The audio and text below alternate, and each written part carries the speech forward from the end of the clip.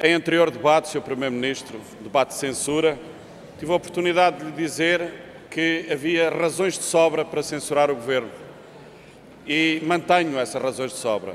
Teve o Sr. Primeiro-Ministro, na altura, a possibilidade de dizer que as minhas razões eram más, mas haveria razões para censurar o Governo. Foi um momento de consciência plena. Mas devo retomar essas razões. Em primeiro lugar, quebra de compromisso da parte do Governo, quebra de compromisso no IVA, quebra de compromisso no referendo sobre o Tratado Europeu, quebra de compromisso em relação ao Código de Trabalho. Enunciámos essas quebras de compromisso. Mas dissemos mais, dissemos que havia razões de natureza social.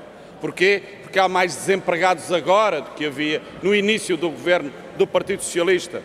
Porque há desempregados que não são apoiados em maior número neste momento.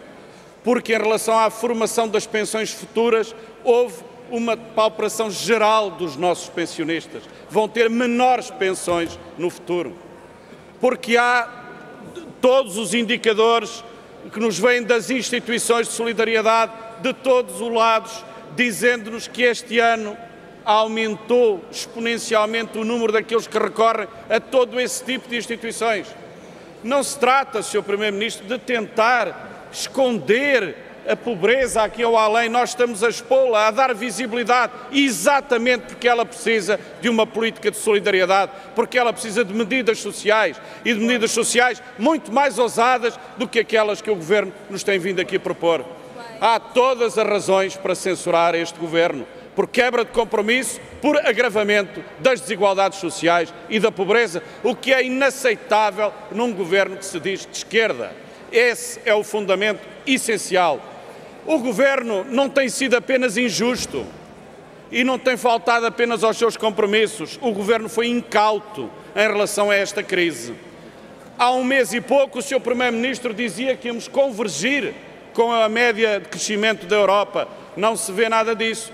Mas há pouco menos de 3 meses, numa interpelação do Bloco de Esquerda, o Sr. Ministro das Finanças dizia-nos, em relação ao preço do petróleo, que os preços teriam subido, mas estabilizariam para o final do ano, devido à crise nos Estados Unidos, e tínhamos como fator positivo a apreciação do euro e uma menor dependência em relação aos derivados do petróleo na economia portuguesa. Como se vê, essa opinião era totalmente irreal. Agora diz-nos o Sr. Primeiro-Ministro, bem, nós corrigimos as previsões como todos fizeram. Não, o que é espantoso é que há menos de 3 meses, quando qualquer cidadão comum dizia não, está a crise a adensar-se do ponto de vista internacional, a crise do subprime tinha muitos meses, a migração dos capitais especulativos para as matérias-primas já era conhecida de toda a literatura económica e o Governo dizia aqui, com a infalibilidade do Papa, não vamos alterar as previsões, nem sequer na taxa da inflação. Há 3 meses, Governo incauto.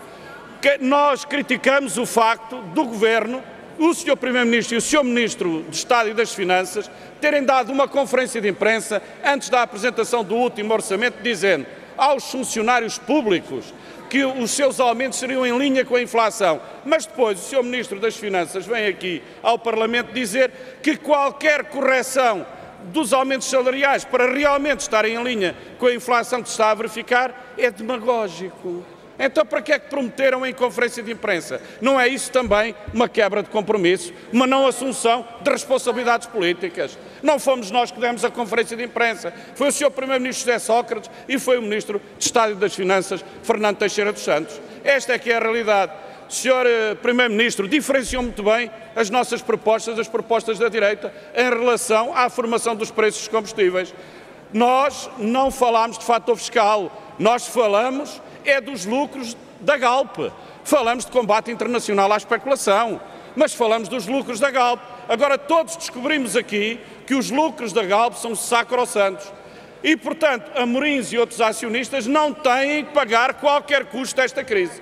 Só os consumidores vão suportar os custos desta crise. E o Governo não tem qualquer medida, para além da informação ao mercado, não tem qualquer medida que obrigue as gasolineiras a pagar a sua parte desta crise.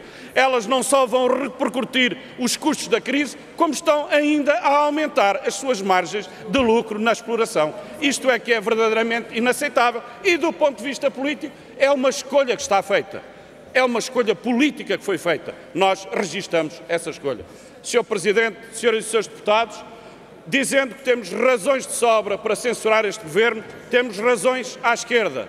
Não acompanhamos algumas das razões do CDS, Partido Popular, porque, obviamente, teremos de acompanhar todas aquelas que se referem ao agravamento da situação social, o que é absolutamente consensual na sociedade portuguesa, à exceção dos socialistas autistas, se aplaudem, mas que negam as evidências.